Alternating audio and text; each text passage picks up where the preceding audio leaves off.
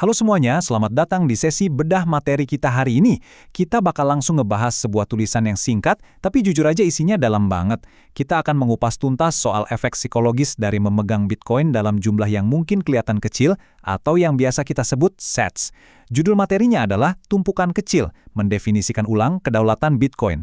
Di sesi kali ini, kita bakal bongkar apa yang sebenarnya terjadi di kepala kita saat ngelihat saldo di dompet digital dan gimana persepsi kita selama ini tuh udah dibentuk sama sistem di sekitar kita. Yuk kita mulai?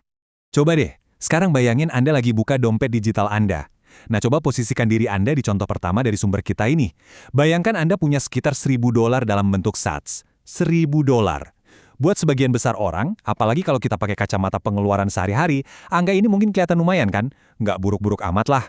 Tapi dalam konteks investasi atau perlindungan nilai di era modern seperti sekarang, penulis materi ini ngajak kita buat jujur sama diri sendiri.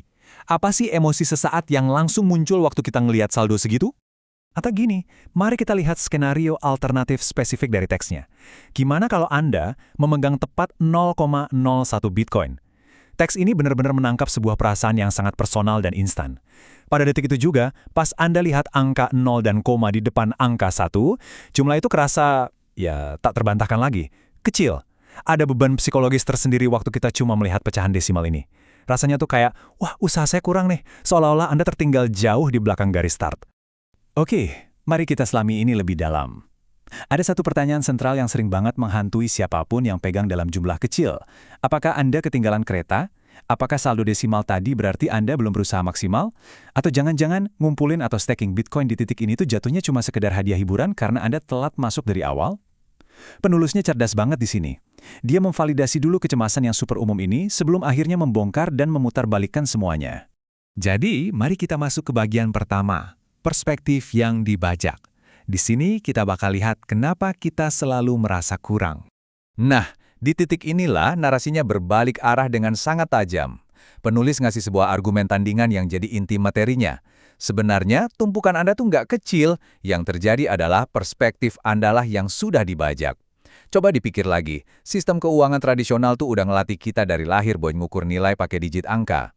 Sistem mendikte matrik kesuksesan yang kaku banget, di mana saldo bank yang lebih besar, atau deretan nol dan koma yang lebih panjang, itu sama dengan kesuksesan dan bikin kita lebih dihormati. Tapi, teks ini menyandingkan sistem tersebut dengan sebuah kebenaran, di mana nilai itu diukur pakai metrik yang sangat sekali beda. Kedaulatan dan kendali. Ini ibarat benturan langsung antara ilusi volume angka melawan realitas kepemilikan yang sesungguhnya. Oke, mari kita lanjut dan lihat bagaimana argumen ini dibangun di bagian kedua. Mendefinisikan ulang kedaulatan sejati. Teks ini sekarang mengajak kita untuk membongkar satu hal krusial yang menurut penulis nggak pernah diajarkan oleh sistem tradisional. Sistem itu saking sibuknya ngajarin kita cara ngitung uang, mereka sampai lupa ngajarin apa arti sebenarnya dari kedaulatan. Kedaulatan itu adalah sebuah kondisi kekuatan dan kepemilikan yang tidak diukur dengan seberapa banyak angka yang Anda punya, melainkan diukur sepenuhnya oleh kendali. Jadi, poin utamanya adalah kedaulatan sejati itu soal kendali yang nggak bisa disita oleh siapapun, bukan soal seberapa gendut saldo Anda. Kalau Anda punya kendali mutlak, sistem tradisional yang cuma peduli sama hitung-hitungan digit dan koma tadi, ya langsung jadi nggak relevan sama sekali. Selanjutnya, di bagian ketiga, kita akan membahas kekuatan dari kendali atau mekanisme kebebasan itu sendiri. Sekarang, yang bikin informasi ini sangat menarik adalah penulis nggak membiarkan konsep kedaulatan ini cuma ngawang-ngawang jadi ide filosofis aja. Teks ini dengan sangat jelas membeberkan mekanisme fungsional dari kendali yang langsung Anda dapatkan waktu Anda memegang Bitcoin. Ini bukan sekedar angka digital loh, ini adalah kemampuan perlindungan diri yang aktif. Mari kita bedah 3 pilar pertahanan fungsional yang benar-benar tak tertembus ini. Pertama, Anda memegang nilai yang tidak bisa mereka inflasikan.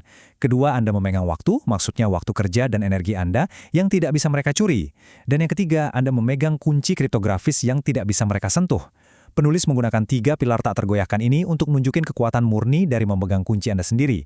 Anda pada dasarnya udah memindahkan hasil keringat Anda ke dalam berangkas yang aturannya nggak bakal bisa diubah sama siapapun. Luar biasa kan? Dan kalau kita mengingat ketiga pilar luar biasa tadi, penulis dengan tegas menolak premis awal kita soal ketinggalan kereta. Teks tersebut menyimpulkan, itu bukan kecil, itu langka. Punya akses ke sebuah aset di mana nilai, waktu, dan kuncinya 100% ada di bawah kendali Anda sendiri, itu adalah fenomena yang sangat amat jarang terjadi dalam sejarah keuangan manusia. Dan sumber kita ini bikin poin lanjutan yang ngena banget. Sesuatu yang langka dengan cepat bakal jadi sesuatu yang sangat kuat. Kalau Anda mengukur diri Anda pakai metrik kelangkaan ini dan berhenti pakai metrik volume konvensional, percayalah, permainan pikiran Anda bakal berubah total. Masuk ke bagian keempat, berada di depan. Mari kita lihat gambaran makronya. Untuk benar-benar memantapkan perspektif baru ini, kita harus zoom out sedikit, seperti saran dari teksnya. Kita perlu geser fokus dari perasaan minder soal saldo yang kecil tadi. Kalau kita melihat gambaran adopsi global, 99% penduduk dunia ada di kelompok dunia lainnya. Lalu ada sebuah porsi super tipis sebesar 1%. Itu adalah Anda. Disinilah rasionalisasi bahwa tumpukan Anda terlalu kecil benar-benar dihancurkan oleh fakta di lapangan. Teks ini dengan sangat pede menyatakan kalau nggak peduli sekecil apapun pecahan yang Anda pegang, Anda itu nggak tertinggal. Posisi Anda saat ini sudah menempatkan Anda jauh di depan 99% penduduk dunia lainnya karena satu alasan yang sangat sederhana, Anda melihat pintu keluar lebih awal. Anda sadar ada sistem yang rusak, dan Anda udah ngambil langkah menuju kedaulatan jauh sebelum mayoritas orang ngeh soal ini. Sebagai penutup sesi bedah materi kita kali ini, saya mau ninggalin Anda dengan satu pemikiran akhir yang provokatif banget langsung dari teks sumbernya. Penulis bilang, dan setiap saat yang Anda tumpuk sekarang, itu adalah kebebasan yang kelak akan mereka harapkan. Ini benar-benar sebuah pembingkaian ulang yang luar biasa. Tumpukan kecil Anda itu sama sekali bukan hadiah hiburan. Itu adalah fondasi kebebasan masa depan Anda. Jadi pertanyaannya sekarang buat Anda. Setelah memahami nilai kedaulatan yang sejati, apakah Anda masih melihat aset Anda sebagai sekedar angka desimal yang kecil atau sebagai sebuah kemerdekaan yang sedang Anda bangun perlahan? Pikirkan baik-baik. Terima kasih banyak udah ikut mengupas materi ini bareng saya. Semoga ngebuka wawasan baru dan sampai jumpa di sesi berikutnya.